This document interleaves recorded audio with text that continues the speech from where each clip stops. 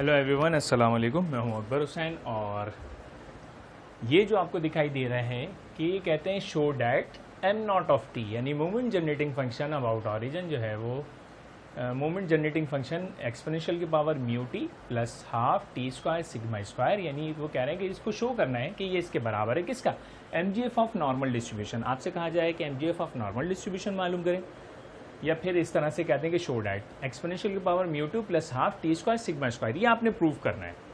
तो आपको normal distribution तो मालूम है कि किस तरह से निकलती है, और साथ में आपको ये भी मालूम है कि एम जी एफ किस तरह से लिखा जाता है। देखें तो एम जी एफ को हमने पहले से लिखा है कि एम नॉट ऑफ टी जो है वो एक्सपोनेंशियल की पावर एक्सपेक्टेड वैल्यू एक्सपोनेंशियल की पावर टी एक्स लिखा जाता है। अब आपको पता है कि ये एम जी एफ की फॉर्म है, तो आप क्या करते हैं कि एक्सपोनेंशियल की पावर टी एक्स लिखेंगे और नॉर्मल डिस्ट्रीब्यूशन का पूरा फंक्शन लिख देंगे। ये नॉर्मल डिस्ट्रीब्यूशन है, पूरा फंक्शन है, आपको पता है 1/√2 पाई सिग्मा एक्सपोनेंशियल की power minus half x minus mu divide by sigma का होल स्क्वायर। और इसकी जो लिमिट होती है वो माइनस इन्फिनिटी से प्लस इन्फिनिटी होती है, क्योंकि इंटीग्रल का निशान है तो dx भी लिखना पड़ेगा। आपको जब आप इसको सॉल्व करते हुए आए तो आपके पास आंसर जो है ये ऊपर वाली वैल्यू आनी चाहिए। तो इसे कहते हैं M G F of normal distribution, यानी आपको ये प्रूव करना है कि इसका आंसर ये आना चाहिए। तो अब इसके लिए आपने क्या करना होता है कि आप इसको लेट कर लेंगे कि ये एक्सपोनेंशियल की पावर टी एक्स है और ये है, दोनों एक्सपोनेंशियल मौजूद हैं। 1/√2 पाई सिग्मा कांस्टेंट ऐसे बाहर निकाल के रख दीजिएगा और इसको हम लेट कर लेंगे। तो अभी हम पहले ये करते हैं कि इसको लेट कर लेते हैं, कि लेट करते हैं इसे, तो z के बराबर लेट कर लिया x minus mu divide by sigma. अब आपको ये पता है कि जिस चीज़ को लेट किया जाता है इसे डिफ्रेंशिएट भी किया जाता है, तो आपने इसको क्या किया, डिफ्रेंशिएट कर दिया। तो अब इसको जब डिफ्रेंशिएट किया तो D Z upon D x, तो ये 1/सिग्मा हो गया। अब क्योंकि लिमिट तो minus infinity two plus infinity, इससे कोई फ़र्क ही नहीं पड़ता।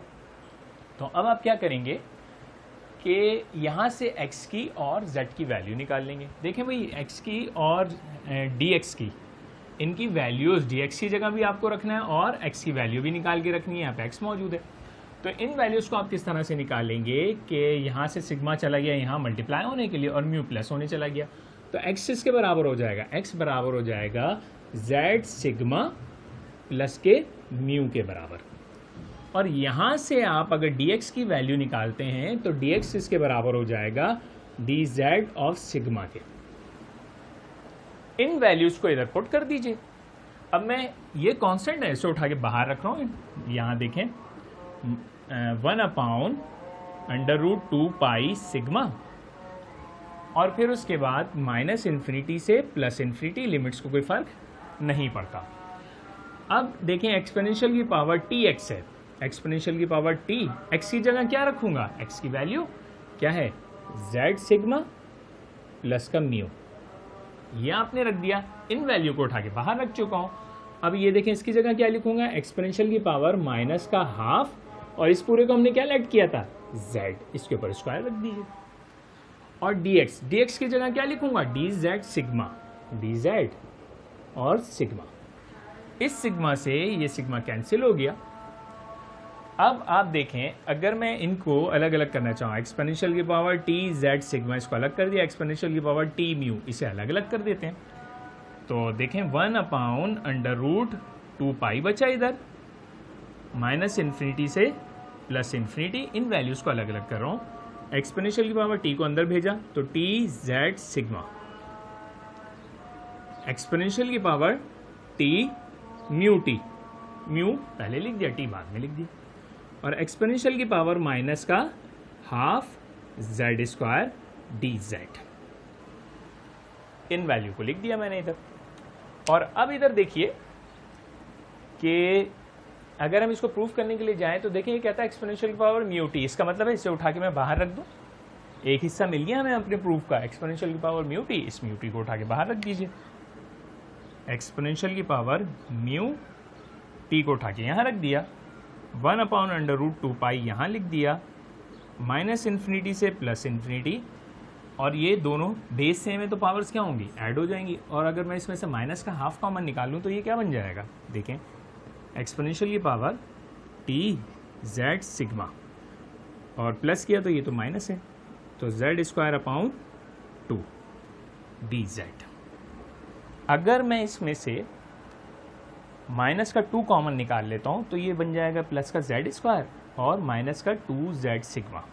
तो इसको हम इस तरह से लिख सकते हैं, एक्सपोनेंशियल की power mu t under root 2 pi minus infinity से प्लस इन्फिनिटी, और ये बन गया आपका माइनस का हाफ मैंने कॉमन निकाला तो ये बन गया जेड स्क्वायर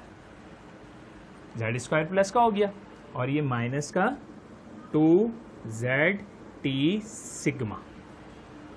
अब मैं अगर यहाँ पर कंप्लीटिंग स्क्वायर का फॉर्मूला भी साथ साथ लिखता चला जाऊँ तो देखें a का स्क्वायर हो गया माइनस 2a, तो इस एरिया को मैं टी सिग्मा को क्या कह सकता हूँ, b कह सकता हूँ। तो अगर मैं इधर प्लस का b स्क्वायर बढ़ा दूँ और माइनस का माइनस कर दूँ, कोई परेशानी वाली बात तो नहीं है। तो ये तो फॉर्मूला बन गया a square minus 2ab plus b square, ये पूरा है होल स्क्वायर का फॉर्मूला बन गया, z माइनस टी सिग्मा का होल स्क्वायर का फॉर्मूला बन गया, और इसको मैं अलग कर लूँ। अब जब ये माइनस का हाफ इधर भेजूंगा तो ये माइनस और ये माइनस प्लस हो गया और T square sigma square upon 2 बन जाएगा, और ये डी जेड साथ साथ चल रहा है इधर। तो अब देखिए अगर मैं इसको एक्सपोनेंशियल की power mu t upon under root 2 pi minus infinity से प्लस इन्फिनिटी एक्सपोनेंशियल की पावर, इसको अगर मैंने यूँ लिखा 1/2, और इसको मैं यूँ लिख सकता हूँ a माइनस बी का होल स्क्वायर, और इसको जब मैंने अलग किया तो ये बन गया T square sigma square upon 2 D Z. अब देखें म्यू टी था, हम म्यू टी पहले हासिल कर चुके हैं, फिर क्या था प्लस का half t square sigma square, ये रहा एक्सपोनेंशियल के बाद T square sigma square upon 2, तो इसका मतलब बेस सेम है तो पावर्स ऐड हो जाएंगी, तो इसका मतलब ये हुआ कि बाकी का जो कुछ होगा वो किसके बराबर होना चाहिए, 1 के बराबर होना चाहिए। तो अब हम इसको आगे देख लेते हैं। यहाँ देखें एक्सपोनेंशियल की power mu t upon under root 2 pi, अब इसको भी उठा के मैं क्या कर रहा हूँ, इधर रख रहा हूँ, एक्सपोनेंशियल की power T square sigma square upon 2, और ये अब आ गया माइनस इन्फिनिटी से प्लस इन्फिनिटी एक्सपोनेंशियल की power minus half z minus T sigma का होल स्क्वायर डी जेड।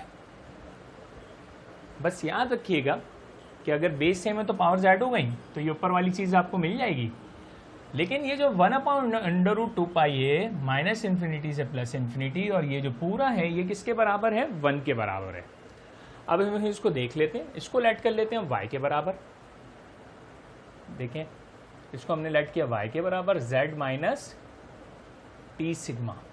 अब इसको डिफरेंशिएट कर दीजिए with respect to z, dy upon d z, तो ये 1 के बराबर हो गया। इन वैल्यूज़ को अगर मैं इधर पुट कर दूं तो ये देखें, पहले इसको देखें, ये दोनों वैल्यूज़ को मैं इस तरह से लिख सकता हूँ, एक्सपोनेंशियल की power mu t plus T square sigma square upon 2 1/√2 पाई माइनस इन्फिनिटी से प्लस इन्फिनिटी एक्सपोनेंशियल की पावर माइनस का हाफ, और इसकी जगह मैं क्या लिख दूंगा, y का स्क्वायर, और dy किसके बराबर है, डी जेड के बराबर है, तो इसकी जगह मैं dy लिख देता हूँ। तो अब आपको याद आया होगा कि अगर फंक्शंस हैं, ये पॉजिटिव इवन फंक्शन है, इसको अगर मैं फुल लिमिट के ऊपर इंटीग्रेट कर दूँ 1/√2 पाई minus infinity two plus infinity exponential की पावर माइनस हाफ, यहाँ जेड स्क्वायर था और डी जेड था। तो हमने कहा था एरिया अंडर द कर्व जो है उसे आपने क्या प्रूव करना है कि ये किसके बराबर है, 1 के बराबर है। तो इसका मतलब ये हुआ कि ये पूरा फंक्शन अगर आप इसे और मज़ीद भी इंटीग्रेट करें या प्रॉपर्टी के तहत लिख दें कि 1 के बराबर है, तो ये आपका प्रूफ हो गया कि एक्सपोनेंशियल की power mu t plus T square sigma square upon 2 किसके बराबर है, moment generating function of normal distribution. इंशाल्लाह उम्मीद है कि समझ में आ गया होगा। नेक्स्ट वीडियोज़ में आएंगे। अल्लाह हाफ़िज़।